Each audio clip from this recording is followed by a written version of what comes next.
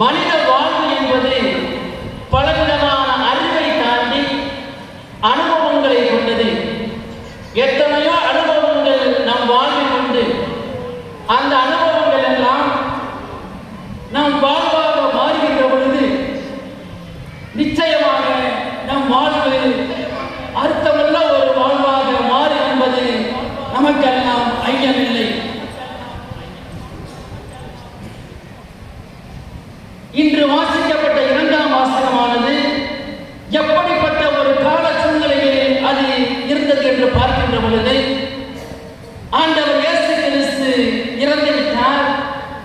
அவரை பற்றி அறிவிப்பதற்கெல்லாம் மக்கள் எல்லாம் அஞ்சு நெருங்கிக் கொண்டிருந்தார்கள்.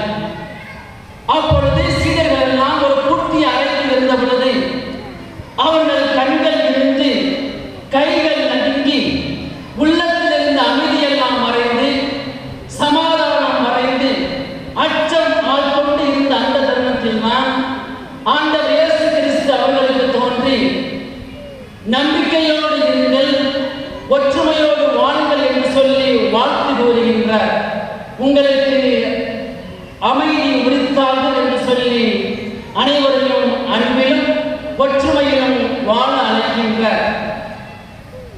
அவர்கள் எப்படிப்பட்ட ஒரு கிறிஸ்தவர்களாக வாழ்ந்தார்கள் என்று பார்க்கின்ற பொழுது நமக்கெல்லாம் ஒரு வியப்பாக இருக்கின்றது. ஏனென்றால்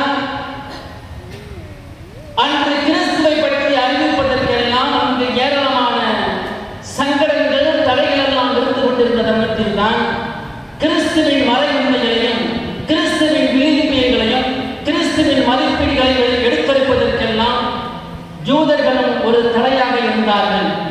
அவற்றையும் தாண்டி அப்பொழுது இருந்த கிறிஸ்தவர்கள், நம்முடைய ஆதி கிறிஸ்தவர்கள், முதல் திருச்சபையின் திரு அங்கத்தினர் அவற்றையெல்லாம் தகர்த்தெறிந்து ஒரு குழுவாக அதற்கு அப்பொழுதெல்லாம் அன்பியம் என்று பெயரெல்லாம் சூட்டப்படவில்லை, ஒரு குழுவாக சென்ற இடமெல்லாம் ஆண்டவர் இயேசு கிறிஸ்துவை மறைமுறைகள் எல்லாம் அறிவித்து போதித்து வந்தார்கள்.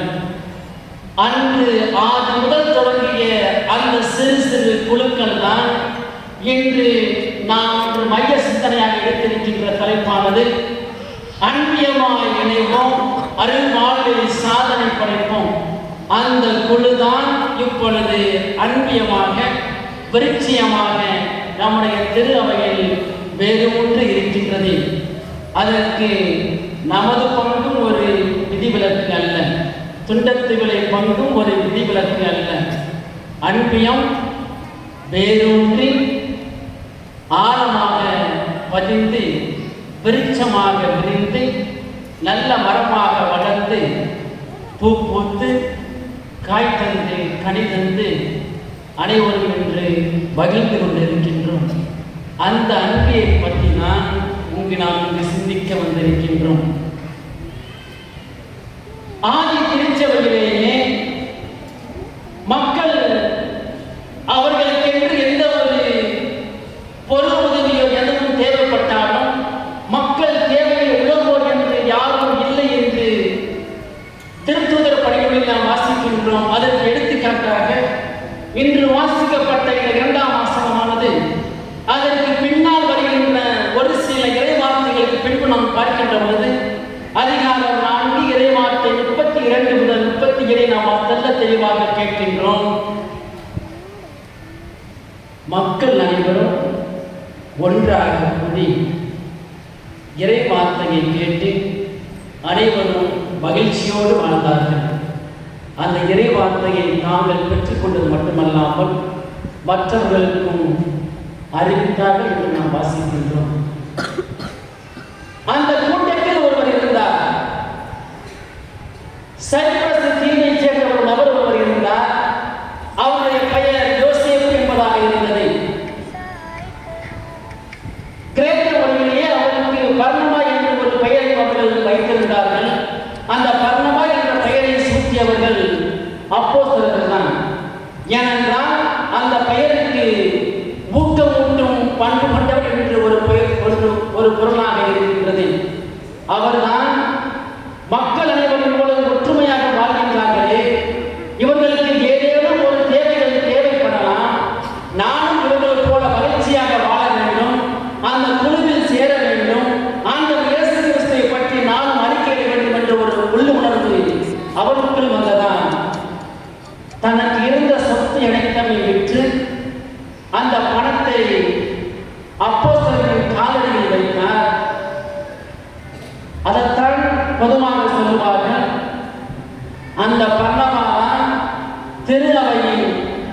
முதல் டோனர் என்று சொல்லுவார்கள். நாம் ஆண்டவர் இயேசு கிறிஸ்து உயிர் தெழுந்ததற்கு பின்பாக நமது திருவையின் அபிஷியலாக first donor of the church is பர்னபா, அதாவது யோசேப்பு என்று சொல்லுகிறார்கள். அதுபோல ஒரு வாழ்க்கையை வாழத்தான் நாமும் இங்கு அழைக்கப்பட்டிருக்கின்றோம். ஏனென்றால் தனக்கென்று வாழ்பவன் தன் வாழ்வை கழித்து விடுகின்றான். தன்னை முன்னிலைப்படுத்துபவன் ஒரு சுயநலவாதியாக மாறிவிடுகிறான். எல்லா சூழலிலும் பிறருக்காக வாழ்பவரைத்தான் இந்த உலகம் கொண்டாடி வருகின்றது. அதிலும் குறிப்பாக பிறர் உயிர்களுக்கென்று வாழ்பவர்கள் எல்லாம் இந்த உலகம் ஒருபோதும் மறந்துவிடவில்லை. நாம் இங்கே அந்நியமாக ஒன்றாக இங்கே கூடி வந்து நமது பங்கு திருவிழாவை கொண்டாடி வருகின்ற இந்த தருணத்தில், அது நமது பங்கு திருவிழாவின் நிறைவு நாளை இருக்கின்ற நாம் அனைவரும் நமது அந்நியம் எவ்வாறாக செயல்படும் என்று பார்க்கின்ற பொழுது, நாம் நாள்தோறும் அந்நிய கூட்டங்களில் இறைவார்த்தையை வாசிக்கின்றோம். அந்த இறைவார்த்தை வாசிப்பதற்கு அடுத்து நம்மையே நாம் சற்று உரசி பார்க்கின்றோம். நம்மளை மட்டும் நாம் உரசி பார்ப்பது மட்டுமல்லாமல் நம்மை சூழ்ந்திருக்கக்கூடிய மக்களோடு நாம் எப்படிப்பட்ட ஒரு வாழ்வாக வாழ்ந்து வருகின்றோம். நாம் மற்றவர்களுக்கு எடுத்துக்காட்டு ஒரு வாழ்வை வாழ்கின்ற பொழுதுதான் நாம் உண்மையான கிறிஸ்துவின் மதிப்பீடுகள் அங்கே சாட்சியமாக படுத்தப்படுகின்றது.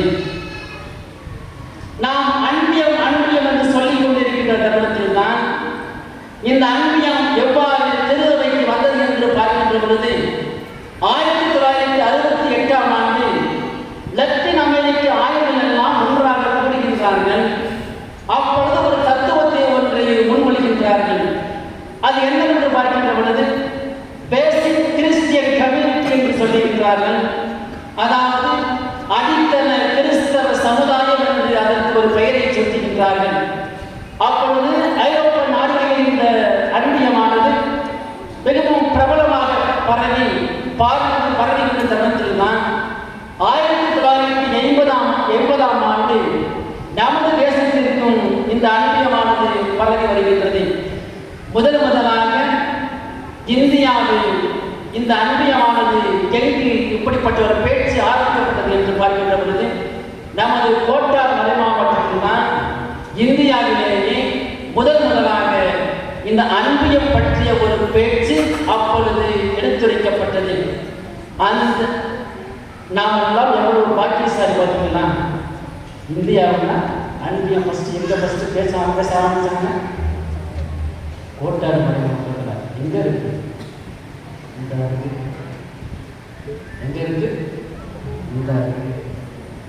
எவ்வளவு பாக்கியசாலிய நாம் அனைவரும் அந்த அன்பியத்தில் ஒவ்வொரு நாளும் கூறி அதை பற்றி மற்றவர்களுக்கு எல்லாம் அறிவிக்க நாமும் ஆசைப்பட வேண்டாமா? யாருக்கெல்லாம் ஆசை இருக்கு? கைப்பிடிங்க, கவுண்ட் பண்ணுங்க, கைப்பிடிங்க.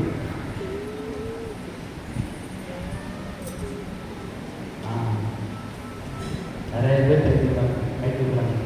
என்னால் கவுண்ட் பண்ண முடியல. வயசான பாட்டி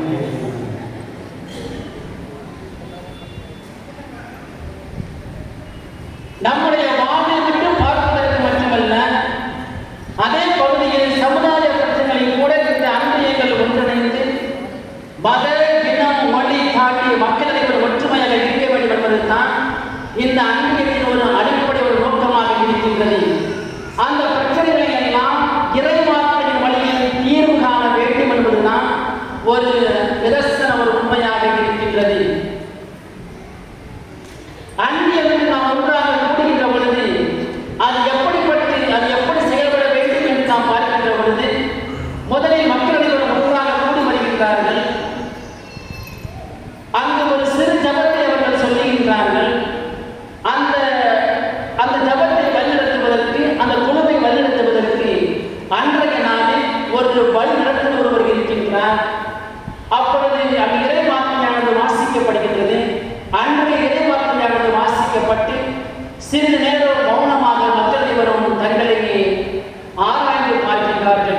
அந்த இறை வார்த்தையோடு நம்முடைய வாழ்வு எப்படிப்பட்ட ஒரு வாழ்வாக இருக்கிறது என்று மக்களை வரும் ஆராய்ந்து பார்க்கிறார்கள்.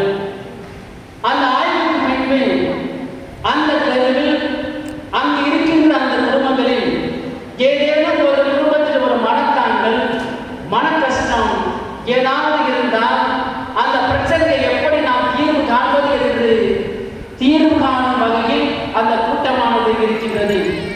அதற்கு பின்பு அந்த சமுதாயத்தில் இருக்கின்ற பிரச்சனைகளை எல்லாம் எழுப்பி அதற்கும் தீர்வு காண வேண்டும் என்பதுதான் அந்த அன்பிய கூட்டமாக இருக்கின்றது. அதற்கு பின்பு நமது ஆலயத்தில் இருக்கின்ற என்னென்ன பொறுப்புகளை நாம் எடுத்து செய்ய வேண்டும், எப்படியெல்லாம் செய்ய வேண்டும் என்பதையெல்லாம் அலசி ஆராய்ந்து அதற்கான முன் ஏற்பாடுகளை செய்யக்கூடிய ஒரு குழுவாகத்தான் அந்த அன்பியமாகத்தான் இருக்க வேண்டும் என்று தமிழக திரு அவையும் வினவுகின்றது. இப்படி மக்கள் அனைவரும் ஒரு அன்புமிக்க உறவாக வாழ்வதால் தான் இந்த தமிழக திரு அவையானது இதற்கு அன்பியல் என்று ஒரு பெயரையும் சூட்டுகின்றது. நாம் விண்ணை ஏறி வானை தொடலாம், முகில் ஏறி அந்த வானத்தையும் தொடலாம், நிலவை தொடலாம், சந்திரனை தொடலாம். ஆனால் கால்கள் நிலத்தில் ஊன்றி இருக்க வேண்டும் அல்லவா? ஒரு மரமானது 10 அடி வளரலாம், 20 அடி, 30 அடி, 40 அடி கூட வளரலாம். ஆனால் அதன் வேரானது இந்த மண்ணில் ஆழமாக விருட்சயமாக பரவி தாங்கி பிடிப்பதற்கு ஒரு சக்தியாக இருக்க வேண்டும். அதுபோலதான் நம்முடைய விசுவாசம் கிறிஸ்துவில் வேரூன்றி இருக்க வேண்டும். அந்த அன்பை, அந்த விசுவாச அன்பை மற்றவர்களோடு வெளிக்கொள்வதற்கு நமக்கெல்லாம் கொடுக்கப்பட்ட ஒரு பொக்கிஷம் தான், ஒரு பாக்கியம் தான் நமது பங்கில் இருக்கின்ற அன்பியங்கள். அந்த அன்பியங்களில் நாமும் இணைந்து ஒருவரை ஒருவர் புரிந்து கொண்டு நம்மளையே நாம் சற்று அலசி ஆராய்ந்து பார்த்து அதற்கு ஏற்ற ஒரு வாழ்வாக வாழ வேண்டும். ஆனால் நம்முடைய வாழ்வு எப்படிப்பட்ட ஒரு வாழ்வாக இருக்கிறது என்று பார்க்கின்ற பொழுது எனக்கு ஒன்றும் பெரிய பங்கு அனுபவமெல்லாம் கிடையாது. ஓகேங்களா? நான் எந்த ஒரு அன்பிய கூட்டத்துக்கு அதிகமாக நான் போனது கிடையாது. ரொம்ப 3 கூட்டத்துக்கு நான் போயிருக்கேன். மற்றதெல்லாம் நான் எப்படி பார்த்துருக்கேன் அப்படின்னாக்க அந்த 3 கூட்டமும் நான் வந்து சாதாரணமாக நான் போனதில்லை. சின்ன பிள்ளையில ஹாஸ்டலில் படிக்கிறதா வாடகைகளை வந்து கூட்டிகிட்டு போனாங்க. அன்பிய எக்ஸ்பீரியன்ஸும் சொல்லி கூட்டி போனாங்க. ஓகேங்களா? 3 வாட்டி கூட்டி போனாங்க. அந்த 3 எக்ஸ்பீரியன்ஸ் எனக்கு இன்னமும் ஞாபகம் இருக்குது. ஓகேங்களா? இப்போதான் நான் வந்து உனக்கு போகிறப்ப வர்றப்பெல்லாம் வந்து பார்ப்பேன். மக்கள்லாம் சாயங்கால நேரத்தில் கோவில் வாசலுக்கு முன்னாடியும் அல்லது கோவில் வளாகத்திற்கு முன்னாடியும் அல்லது கடற்கரை ஓரமாகவும் மக்கள் அனைவரும் குழுவாக அமர்ந்து பேசுவதை நான் பார்த்திருக்கின்றேன். ஆனால் எனக்கு சத்தியமாக அப்போ தெரியாது அன்பியம் தான் உட்காந்து பேசுகிறாங்கன்னு எனக்கு தெரியாது. என்னுடைய தோழர் ஒருவர் அவரும் அவர் கூட்டிகிட்டு நான் போயிருந்தேன். அப்போ தான் நான் கேட்டேன், அடிக்கடி மக்களை பார்க்குறேன், என்ன நண்பர்களோ உட்காந்துருக்காங்களே அப்படின்னு. அப்போ தான் அவர் சொன்னா அப்படிலாம் அன்பிய கூட்டம் நடக்குது அப்படின்னு. தவறாமல் நடக்குது. ஒவ்வொரு பங்கிலும் அன்பிய கூட்டமானது தவறாமல் நடந்து கொண்டிருக்கின்றது. ஆனால் நம்முடைய வாழ்விலே அந்த அன்பியமானது எப்படி இருக்கிறது என்று பார்க்கின்ற பொழுது நாம் சில நேரங்களில் தனித்தனி தேர்வுகளாக வாழ்ந்தால் அந்த அன்பியமானது நமக்கெல்லாம் ஒரு ஆபத்தாக இருக்கின்றது. அது எப்படி என்று நாம் சிறு பிள்ளைகள் நாம் படித்திருப்போம். 5 எருது மாடுகளும் அல்லது ஒரு சிங்கமும், அந்த கதை நமக்கெல்லாம் ஞாபகம் இருந்திருக்கும். நாம் ஒற்றுமையாக இருந்தால் நாம் அனைவரும் சாதனைகளாக வாழ முடியும். நமக்கு எந்த ஒரு தீங்கும் அண்டாது. அப்படிப்பட்ட ஒரு அன்பில் நாம் இருக்கின்ற பொழுது அதன் பொறுப்பை நாம் முழுமையாக உணர வேண்டும். அந்த அன்பில் இருக்கின்ற தலைவர்களும் உறுப்பினர்களும் தலைவர்களோடு சேர்ந்து உறுப்பினரும் செயல்பட வேண்டும். உறுப்பினரோடு சேர்ந்து அங்கு இருக்கின்ற தலைவரும் செயல்பட வேண்டும், சிந்திக்க வேண்டும். நமது திருவையினுடைய காரியங்களை நாம் சிந்திக்க வேண்டும். இருக்கின்ற வழிபாடுகளை பற்றி நாம் சிந்திக்க வேண்டும். கிறிஸ்துவின் மதிப்பீடுகளை பற்றி நாம் சிந்திக்க வேண்டும். ஆடம்பர வீண் செலவுகளை நாம் குறைத்துவிட்டு எப்படி ஒரு ஆக்கப்பூர்வமான ஒரு செயலை நமது அனுபவத்திலிருந்து செய்ய முடியும் என்பதை ஒவ்வொரு அறிவியலும் சிந்தித்து செயல்பட வேண்டும். இதற்கு எடுத்துக்காட்டாக இம்மானுவேல் அன்பியம் இங்க இருக்காங்க இல்லை, என்னை கூட்டிட்டு போனாங்கல்ல அந்த வார்டன், அந்த அன்பியை வந்து இம்மானுவேல் அன்பியம், ஓகேங்களா? இம்மானுவேல் அன்பியம். அப்பொழுது அந்த அன்பியத்தை வலியுறுத்தி கொண்டிருந்தவர் விக்டோரியா டீச்சர். அவங்க வந்து ஸ்கூலில் டீச் பண்ணுறாங்க. விக்டோரியா டீச்சர் அவங்க தான் எனக்கு ஃபஸ்ட் ஸ்டாண்டர்ட் டீச்சர். எனக்கு ஃபஸ்ட் ஸ்டாண்டர்ட் முதல் வகுப்பு ஆசிரியர் இருக்கிறார். நான் விடுமுறைக்காக வந்திருந்தேன். என்னால் திரும்ப என்னால் செல்ல இயலவில்லை. ஏனென்றால் என்னால் ஹாஸ்டல் ஃபீஸ் என்னால் கட்ட முடியலை. அப்பொழுது பொதுவாக அவர் வீட்டிற்கு சென்று அவர்கள் சொல்லிட்டு தான் நான் ஹாஸ்டலுக்கு செல்வது வழக்கமாக இருக்கணும். ஒவ்வொரு முறையும் அன்று மாலையில் நான் அவரை சென்று சந்தித்து நான் சென்று வருகிறேன் என்று சொல்லிவிட்டு, ஆனால் ஹாஸ்டலுக்கு என்னால் போக முடியவில்லை. ஏன்னால் ஹாஸ்டலுக்கு போகணும் அப்படின்னாக்க ஃபர்ஸ்ட் நான் மெஸ் ஃபீஸ் கட்டி ஆகணும். அந்த லீவு முடிச்சு என்னால் கட்ட முடியவில்லை. மறுநாள் விடிய காலையில் அவர்கள் கதவை திறந்து பார்க்கின்ற பொழுது நான் அவர்கள் வீட்டுக்கு முன்பாக தான் அமர்ந்திருந்தேன். ஏன்னா 4 மணிக்கு பஸ் ஏறினேன். 4 மணிக்கு பஸ் ஏறினா தான் நான் 8:30 மணிக்கு நான் ஹாஸ்டலில் போய் சேர முடியும். ஒரு 3:30 மணி இருக்கான் டீச்சர் வெளியில் வந்தாங்க. என்னப்பா நீ ஸ்கூலுக்கு போகலையான்னு கேட்டாங்க. நான் அப்படியே புண்ணிங்கி அவங்ககிட்ட சொன்னேன், நான் எப்படியே படிக்கவே போக மாட்டேன். யாரும்